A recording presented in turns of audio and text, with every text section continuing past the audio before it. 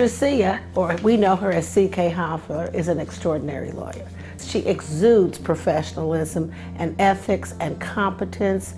She is always there for folks. She reflects this Lee Award Sears Award because she is such an excellent and competent professional. Well, I've been blessed because I come from an extraordinary village, a family that sacrificed so much so that I could have just these incredible experiences.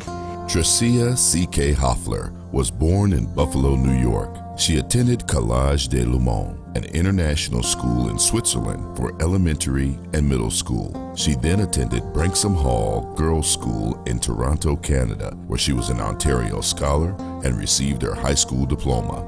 She did 5 years of Branksome in 4 years, and that meant that when it came time to choose the head girl, she won very handily.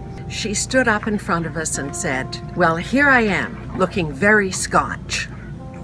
And we said, "You certainly are. We embrace you then, and we embrace you now," as did Branksome, as did all of Toronto, and I know everyone in Atlanta, Georgia does too. It was never a problem to get your homework. It was never a problem to be on time. Those things just got locked into them, and I think it brought her on. I always say she speaks 5, 6, 7, so I don't know, but I know she speaks at least 3 or 4 languages well, and been complimented by those countries where she speaks the foreign language. C.K. attended undergraduate school at Smith College in Massachusetts, where she once again graduated with honors. She continued her education going back to Switzerland and then to the Georgetown University Law Center in Washington, D.C., where she received her law degree in 1987. When C.K. and I met in law school, it was clear that she was going to be a mover and a shaker. When we worked at the same law firm, she represented countries like Gabon, and she spoke in many languages, and she represented all kinds of people. She is really the intersection of very hard work and brilliance. And when I became president of the National Bar Association, I could think of only one person to serve in the role of general counsel, and it was C.K. Hoffler. C.K. was the lead department head for the commercial and international department at the Gary Law Firm. In one of our first employment cases, I believe it was about 40 individuals, and C.K., along with Mr. Gary, settled the case pre-suit for $186 million. C.K. Hoffler impressed us when she was just a young lady getting ready to go off to law school. I knew, without a doubt, there was no question about it, that she was destined for greatness. I mean, we had settlements from $186 million, $136 million, $103 million. It just goes on and on and on. Well, certainly, I mean, her track record is phenomenal with respect to not only settlements, but also with respect to verdicts. We have worked together on a number of cases that have resulted in substantial verdicts on behalf of deserving clients. And I know that the result of the $800 million, did I say $800 million? Wow. The $800 million that she has been able to collect on behalf of her clients is a direct result of all of the work, the grinding that goes on behind the scenes.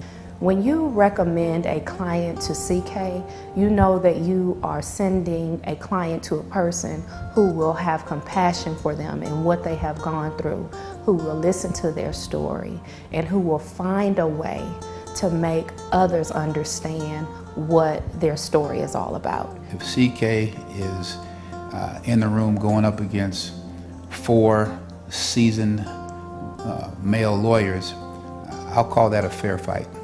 My daughter's a professor of anthropology and she works in human rights. When she was in Africa, she was detained by the Algerian government.